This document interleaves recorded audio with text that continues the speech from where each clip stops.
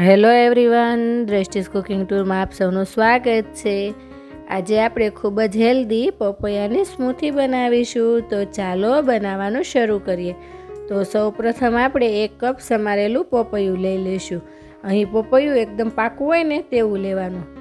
2 ચમચી સમારેલું ગાજર, 2 ચમચી દાડમના દાણા, 1 ચમચી સમારેલી લીલી હળદરના ટુકડા, અડધા લીંબુનો રસ અને અડધી ચમચી મરી પાવડર લઈ લઈશું।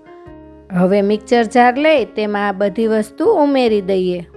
જો તમે મારી ચેનલમાં નવા આવ્યા હો અને તમને મારી રેસિપી ગમી હોય તો મારી ચેનલને સબસ્ક્રાઈબ કરવાનું ના ભૂલશો અને સાથે રહેલ બેલ આઇકનમાં જઈને ઓલનું બટન જરૂરથી દબાવજો, જેથી કરીને તમને મારી રેસિપીના નવા વિડીયોની નોટિફિકેશન મળતી રહે।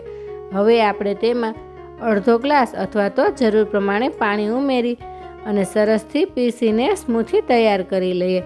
તો એકદમ સરસ આવું પીસાઈ જાય ને એટલે આ સ્મૂથીને આપણે સર્વિંગ ગ્લાસમાં સર્વ કરીશું। તો તૈયાર છે ખૂબ જ હેલ્ધી પપૈયાની સ્મૂથી।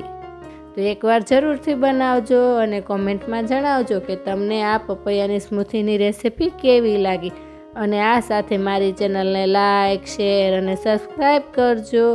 તો આવી જ નવી રેસિપીઓ સાથે આપણે ફરી મળતા રહીશું દ્રષ્ટિસ કુકિંગ ટૂરમાં।